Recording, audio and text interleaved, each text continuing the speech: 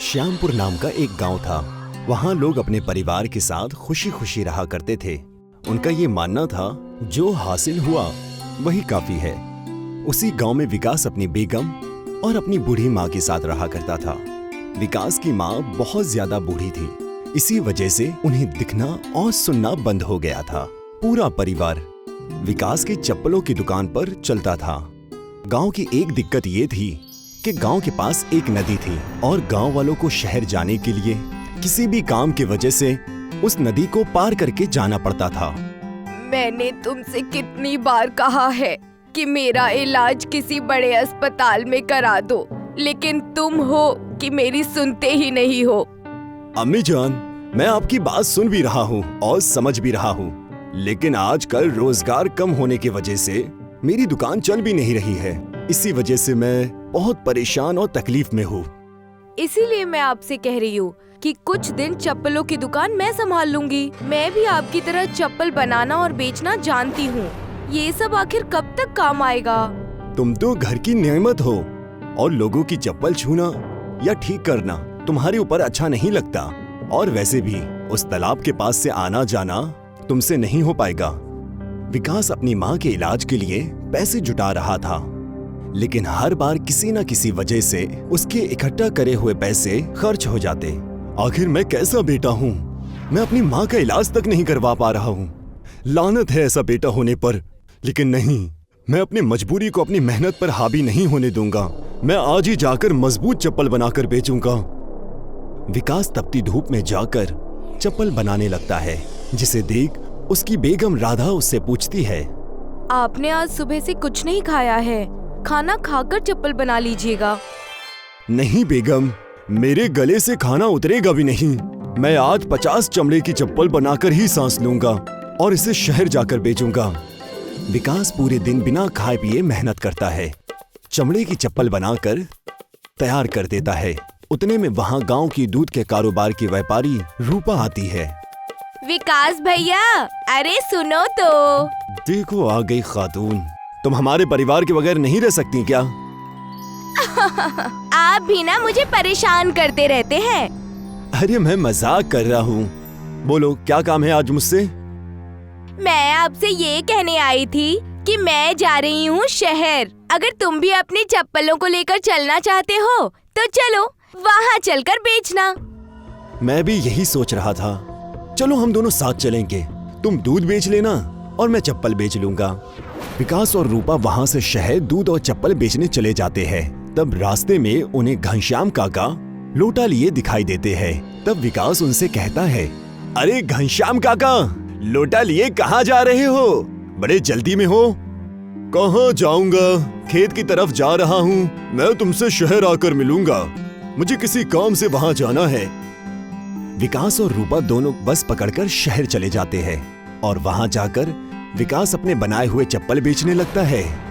आ जाओ, मजबूत चप्पल ले लो। आ जाओ, मजबूत चप्पल ले लो। आ जाओ, इतनी मजबूत कि तुम इससे कुछ भी कर सकते हो। इसे बस दिखा देने से तुम्हारे बच्चे अच्छी तालीम लेने लगेंगे। आसमान ढल जाए, बादल फट जाए, लेकिन ये चप्पल कभी नहीं फटेगा। विकास की बात सुनकर वहाँ कई लोग आ गए और कहने लगे, बड़ा मजबूत चप्पल लग रहा है, कितने में दिया? सिर्फ 150 रुपए में। आइए ले जाइए। क्या आपके पास लेडीज चप्पल है? मुझे 2 जोड़ी दीजिए। जी है ना, ये लीजिए। विकास पूरे दिन में सारे चप्पल बेच देता है। तब उसे रूपा मिलती है। आज बड़ा खुश लग रहे हो, क्या बात है? मैंने सारे चप्पल बेच दी, बस ये एक जोड़ी चप्पल बची है। मैं इसे भी बेच दूंगा तो मेरी पूरी मेहनत वसूल हो जाएगी।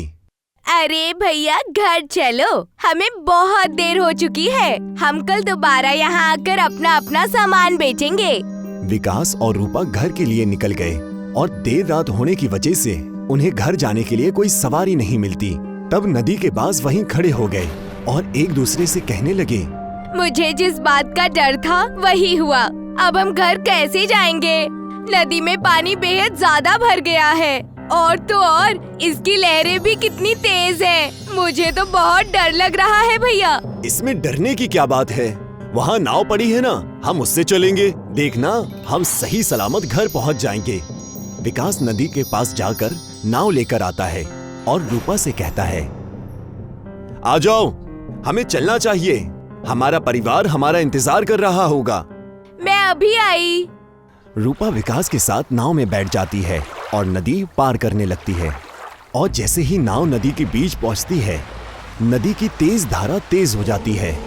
अगर लहरें और तेज हो गई तो हम डूब जाएंगे। हमारी जान खतरे में है। फिलहाल तो नाव काबू में है, हमें कुछ नहीं होगा, लेकिन आगे का भरोसा नहीं है। विकास और रूपा का गांव आने ही वाला था कि जोर का तूफान नदी के अंदर आया। पानी की नहरें बड़ी तेज हो गई।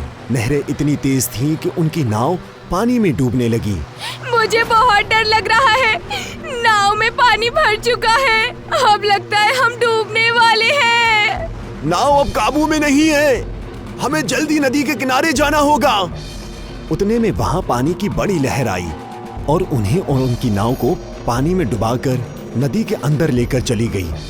बचाओ, हमें कोई बचाओ!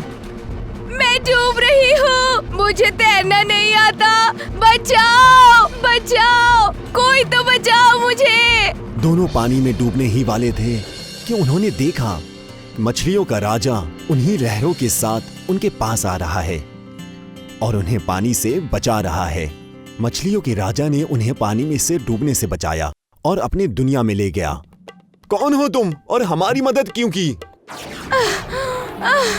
तुम जो भी हो, तुम्हें बहुत शुक्रिया। डरो नहीं, मैं श्यामपुर गांव वालों को बहुत अच्छी तरह जानता हूँ। नदी का पुल ना बनवाकर तुम्हारे बुजुर्गों ने हम मछलियों को गंदगी और गंदे पानी से बचाया था। मैं तुम्हें कोई दिक्कत नहीं पहुँचाऊंगा। मैं उसी गांव का चप्पल का कारोबारी हूँ। हमेशा हमें 100 किलोमीटर घूमकर शहर जाना पड़ता है। इसी वजह से नदी का सहारा लेना पड़ा और हमारी नाव डूब गई और उसी में जितने पैसे हमने कमाए थे सब पानी में मिल गए। विकास और रूपा ने अपनी सारी बातें उन्हें बताई, जिसे सुनकर मछलियों के राजा ने कहा, मैं पैसों के मामले में तुम्हारी कोई मदद नहीं कर सकता, लेकिन हाँ, तुम्हारे जूतों के लिए मैं एक बांस दे सकता हूँ, जादुई बांस, जिससे तुम जूते बना लेना जो पानी में भी चलेंगे। इस बांस के जूते से तुम सब पानी पर भी चल पाओगे। क्या सच? अगर ऐसा है तो बांस के जूतों से हमारी सारी तकलीफें दूर हो जाएंगी। लेकिन याद रहे, ये जूते सिर्फ तुम्हारे गांव के लोग ही पहन सकते हैं और कोई भी नहीं। और कोई भी गलती अगर बाहर आदमी से हुई तो वो इसी नदी में डूब जाएगा। मैं इस चीज का पूरा ध्यान रखूंगा। विकास मछलियों के राजा से जादुई बांस लेता है और उससे कई सारे जूते बनाने लगता है। बांस के जूते बनकर तैयार हो जाते हैं, जो वो गांव वालों को मुफ्त में बांट देता है। आओ आओ, ले लो, आओ आओ, बांस के जूते ले लो। इस जूते से अब हम उस तालाब को पार करेंगे जिससे कोई डूबेगा भी नहीं। आ जाओ, आ जाओ। ये कैसा मजाक है? जूते पहनने से कोई डूबेगा भी नहीं, ऐसे कैसे हो सकता है? अगर तुम्हें भरोसा नहीं तो मैं ये कर कर दिखाता हूँ तुम्हें। विकास उन गांव वालों को लेकर उस नदी के पास जाता है। अब देखना इन बांस के जूतों का कमाल। जैसे ही बांस के जूते विकास पहनता है, बिना हिचकिचाए वो नदी में चला जाता है और अंदर गहरे पानी में चलता रहता है। विकास के जूते उसे डूबने नहीं देते हैं। ये कैसे हो सकता है? ये जूते तो मेरे पास भी है। क्या मैं इसे पहनकर अंदर आ सकता हूँ? मैं भी बांस के जूते पहनूंगी और पानी में चलूंगी। हाँ हाँ, आ जाओ, हमने इसीलिए तो ये बनाए हैं। अब हम शहर बड़े आराम से आ जा सकते हैं। आ जाओ, सब कोई आ जाओ। विकास की बात सुनकर सारे गांव वाले तालाब के अंदर चले जाते हैं। सबसे ज्यादा खुश तो बच्चे हो जाते हैं। बांस के जूते पहनकर अब वो आसानी से स्कूल जा सकते हैं। पूरा गांव खुशियों से झूम उठता है और खुशी खुशी अपनी जिंदगी बसर करते हैं। जितेश एक गरीब लड़का है। उसके मम्मी पापा किसान हैं और खेती करके अपना घर चलाते हैं। जितेश पढ़ाई में सबसे अच्छा स्टूडेंट है। सभी टीचर अक्सर बच्चों को जितेश का एग्जाम्पल देते हैं। देखो, तुम लोगों को साल भर पढ़ाया, फिर भी ये हाल है। और एक जितेश है जिसको एक बार पढ़ाने में ही सारी बात समझ में आ जाती है। देखना, एक दिन ये बच्चा हमारे स्कूल का नाम रोशन करेगा। जिस तरह टीचर जितेश को पसंद करते थे, उसी तरह एक मैडम जितेश से नफरत करती थी। वो अक्सर छोटी छोटी गलतियां ढूंढती थी ताकि जितेश को डांट सुना सके। बच्चों, सभी ने अपना होमवर्क कंप्लीट किया? क्या कोई ऐसा है जिसने अपना होमवर्क नहीं किया? मैडम कक्षा में घूमने लगती हैं। तभी उनकी नजर जितेश पे पड़ती है, जबकि क्लास में सबसे पीछे बैठा है वो। जितेश की स्कूल ड्रेस पुरानी है और थोड़ी फटी हुई भी है। मैडम जितेश को खड़ा करती है।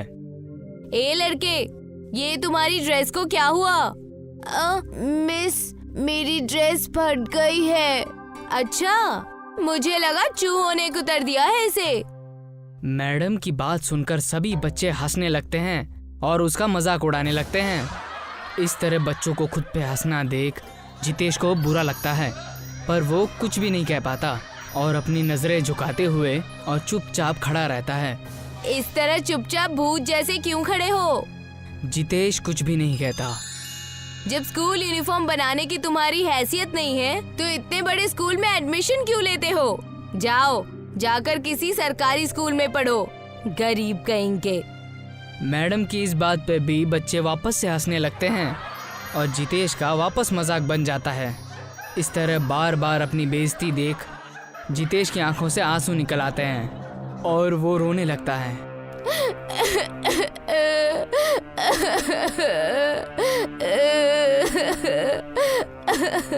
उसकी आंखों से लगातार आंसू बहते हैं और वो टपक कर उसकी नोटबुक पे गिरने लगते हैं, जिससे नोटबुक पर लिखे पेन की स्याही इधर उधर फैल जाती हैं और सारा का सारा होमवर्क खराब हो जाता है। तभी मैडम उसे आगे बुलाती हैं। तुमने अपना होमवर्क पूरा किया? हाँ मिस, मैंने अपना होमवर्क कंप्लीट किया है। मुझे तुम पर भरोसा नहीं है, अपनी नोटबुक लेकर आओ। जितेश टेबल पर नोटबुक खोल के रख देता है। जैसे ही मैडम की नजर नोटबुक पर पड़ती है, वो जोर से चिल्लाती हैं। ये क्या घटिया मजाक है? ये तो पूरे नोटबुक पर स्याही फैली हुई है। जितेश देखता है उसका होमवर्क उसके टपके हुए आंसुओं से पूरा खराब हो गया है। मिस, मैंने होमवर्क किया था, पर पानी गिरने की वजह से ये खराब हो गई। मैडम उनकी कोई भी बात नहीं सुनती और उसे डांटने लगती हैं। एक तो झूठ बोलते हो, ऊपर से जबान चलाते हो। निकलो मेरी क्लास से बाहर। तुम जैसे गरीब लोगों के लिए ये स्कूल बना ही नहीं है। तुम्हारे जूते कहाँ हैं? तुम्हारे जूते कहाँ हैं? कल से बिना जूतों के स्कूल मत आना। इस तरह सभी बच्चों के सामने डांट कर क्लास से बाहर निकाल देती हैं। इस तरह अक्सर कोई ना कोई बहाना बनाकर मैडम जितेश को क्लास के बाहर कर देती हैं। कुछ देर क्लास के बाहर रहने के बाद बेल बजती है और स्कूल की छुट्टी हो जाती है और जाते हुए रास्ते में पड़ने वाली नदी में गंदे किए हुए कागज फेंकते हैं। आज फिर नदी को गंदा कर दिया। पता नहीं ये लोग ऐसा क्यों करते हैं। जितेश नदी में पड़ा हुआ कचरा उठाता है और उसे कूड़ेदान में फेंकता है। जितेश को ऐसा करते देख जल देवता मुस्कुराते हैं। जितेश घर आता है और बहुत परेशान है। मेरे पास जूते नहीं हैं। अगर कल जूते पहन कर नहीं गया तो टीचर मुझे स्कूल में नहीं जाने देगी। क्या करूं? भगवान जी, मेरी मदद कीजिए। जितेश बहुत सोचता है और उसके दिमाग में एक ख्याल आता है और वो सामने पड़ा हुआ एक सफ़ेद कागज़ उठाता है और उससे एक जूता बनाता है और जितेश उस जूते को अपने पाँव में पहनता है। अरे वाह, ये तो बिल्कुल फिट बैठ रहा है। अब कल से यही जूते पहन कर जाऊंगा। अब जितेश के पास एक जोड़ी जूते तैयार हैं। चलो, अब इन जूतों को काले रंग से पेंट करेंगे और ये हो गए मेरी यूनिफॉर्म के शूज तैयार। जितेश दोनों जूतों को काला पेंट करता है, जिससे दोनों जूते बिल्कुल यूनिफॉर्म के रंग में हो जाते हैं। अगले दिन जितेश अपने स्कूल में ये कागज के जूते पहनकर जाता है। जैसे ही उस पर मैडम की नजर पड़ती है, वो उसे आवाज देती हैं। है लड़के, तुम? हाँ हाँ, तुम्ही को बोल रही हूँ, इधर आओ। मैडम देखती हैं कि जितेश ने आज जूते पहने हुए हैं। अच्छा किया जो जूते पहन कर आए हो, वरना आज तुम्हें स्कूल में दाखिल नहीं होने देती। चलो अपनी क्लास में जाओ। जितेश चुपचाप अपने क्लास में चला जाता है। जितेश ने आज भी अपना होमवर्क किया है। मैडम सबका होमवर्क चेक करती हैं। सब लोग अपना होमवर्क दिखाने के लिए लेकर आओ। जितेश अपनी नोटबुक लेकर आओ। ये क्या, आज पहली बार तो जूते पहन कर आए हो, और वो भी इतने गंदे जूते। साफ करो इन्हें। मैडम मेज पे रखा पानी का ग्लास उठाती है और जितेश के जूतों पर फेंक देती है। जूतों पर पानी गिरने से उनका कलर निकल जाता है और कागज जगह जगह से गीला होकर फट जाता है। अच्छा, तो ये शैतानी की है तुमने? तो तुमने मुझे बेवकूफ समझा है? नहीं, ऐसी बात नहीं है मैम। जब तुम्हारी एक जोड़ी जूते खरीदने की औकात नहीं है तो तुमने स्कूल में दाखिल क्यों लिया? तुम जैसे गरीबों के लिए ये स्कूल बना ही नहीं है। अगर अब असली यूनिफॉर्म के जूते लाओगे तभी स्कूल आना, नहीं तो अपनी शक्ल मत दिखाना। जितेश चुपचाप स्कूल बैग उठाकर घर की तरफ जाने लगता है। उसका चेहरा उदास है। वो नदी किनारे बैठ जाता है। आज नदी में बहुत गंदगी है, पर जितेश उनमें से कचरा नहीं उठाता। ये देखकर जल देवता प्रकट होते हैं और उससे पूछते हैं, क्या हुआ बेटा, इतने उदास क्यों हो? मेरे पास शूज नहीं है, इस वजह से मुझे स्कूल से निकाल दिया है। बस इतनी सी बात? तुम हमेशा मेरी सफाई करते हो, तुम्हारी इतनी मदद तो मैं भी कर सकता हूँ। जल देवता अपने जादू से जितेश के लिए एक जोड़ी जूते तैयार करते हैं। पर ये तो सफेद रंग के जूते हैं, मुझे काले रंग के चाहिए। जल देवता फिर से जादू से उन्हें काला कर देते हैं। ये लो, अब तो ठीक है ना? जितेश काले जूते देखकर बहुत खुश हो जाता है और इन जूतों को लेकर घर चला जाता है। जब जितेश इन काले जूतों को पहनकर स्कूल आता है तो मैडम उसे गेट पर रोक देती हैं। आज फिर से तो कागज के जूते पहनकर नहीं आ गए ना? नहीं मिस, ये तो यूनिफॉर्म शूज है। मैडम मन में सोचती हैं, लगता है ये मुझे बेवकूफ समझ रहा है। आज प्रार्थना सभा में सबके सामने इसकी बेइज्जती करूंगी। सभी बच्चे इकट्ठा होते हैं। मैडम जितेश को आगे बुलाती हैं। ये देखो, ये हमारी क्लास का होशियार लड़का है जो कागज के जूते पहनकर और उन्हें कलर करके स्कूल आता है। इतना कहकर मैडम जितेश के जूतों पर पानी फेंकती हैं। देखना, इसके जूते कैसे काले से सफेद हो जाते हैं। पर जितेश के जूतों का कलर नहीं उतरता। तभी मैडम फिर से जितेश के जूतों पर पानी फेंकती है, पर वो जूते ना ही फटते हैं ना ही उनका कलर उतरता है। उल्टा जल देवता के जादू से मैडम के चेहरे का रंग काला पड़ जाता है। मैडम को जब ये बात पता चलती है कि उनका चेहरा काला पड़ गया है तो वो स्कूल छोड़कर भाग जाती हैं और कभी वापस लौट कर नहीं आती है। अब जितेश अपने जादुई जूतों को पहनकर स्कूल आता है और मन लगाकर तालीम लेता है।